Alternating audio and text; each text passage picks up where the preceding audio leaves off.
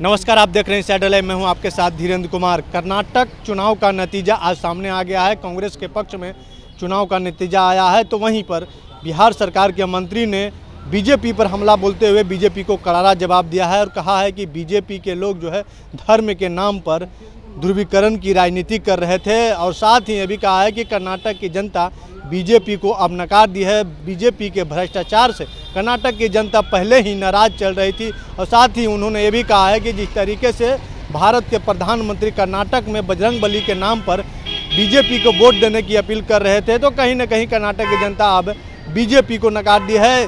पूरे मामले को लेकर के क्या कुछ कर रहे हैं बिहार सरकार के मंत्री विजय चौधरी, पहले आप सुनिए। कर्नाटक चुनाव के नतीजे जैसे आ रहे हैं, उससे दो तीन बातें बिल्कुल स्पष्ट। एक तो भाजपा का जो भ्रष्ट प्रशासन कर्नाटका में चल रहा था, उससे कर्नाटका के लोग तो नाराज थे ही।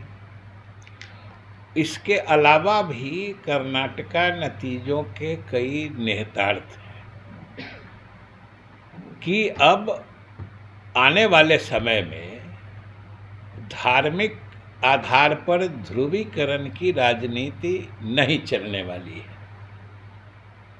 पूरे देश ने देखा है कि कोई दूसरा नहीं, प्रधानमंत्री स्वयं जिस ढंग से अपनी चुनावी सभाओं में बजरंगबली के जयकारे के साथ भाषण की शुरुआत करते थे,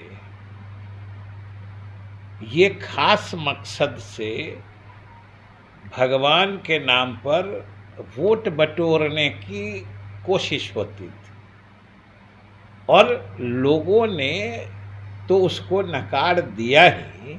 लगता है कि भगवान भी या हनुमान जी भी अपने नाम का राजनीति में दुरुपयोग होते देख उन्होंने भी भाजपा को शापित कर दिया। इसलिए तो इतने खराब नतीजे उनके लिए आ रहे हैं। कितनी लंबी लंबी बातें होती थी। आप जोड़ के देखिएगा शुरू से कि हमको तो लगता है कि जितने क्विंटल फूलों की पंखुड़ियाँ उन्होंने अपने ऊपर और कर्नाटका की सड़कों पर उन्होंने लुटाई, शायद उतनी सीटें भी नहीं आ पाई। कितने क्विंटल फूल आप देखते थे, एकदम किलोमीटर का किलोमीटर सड़क 3-3 इंच मोटे फूल की पंखुड़ियों से सज जाता था। नतीजा क्या आया है? ये सब तो आंखें खोलने वाली बात है। तीसरी बात कि भाजपा की अभेद्यता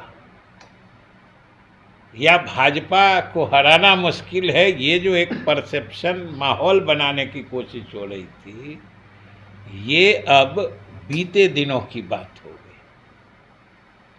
और कर्नाटक चुनाव के नतीजे ने बता दिया है कि भाजपा विरोधी दलों में एक अकेले कांग्रेस ने उनकी वहाँ पे ये हालत कर दी है, जबकि जेडीएस भी समानांतर रूप से चुनाव लड़ रही थी। उसको भी अच्छी खासी 2 दर्जन से अधिक सीटें मिलने की उम्मीद है। और आप समझिए कि अगर वो दोनों दल एक हो जाएंगे तो कर्नाटका में भाजपा का क्या हाल होगा। और जिस ढंग से ये अपनी अभेद्यता का माहौल या हवा बनाने की कोशिश करते हैं, वो तो अब इस देश की जनता ने देख लिया कि ये पूर्ण रूप से न सिर्फ अभेद्य हैं, बल्कि चाहे भ्रष्टाचार का मामला हो या भाई भतीजावाद का मामला हो, भाजपा की स्थिति किसी दूसरे दल से बेहतर नहीं।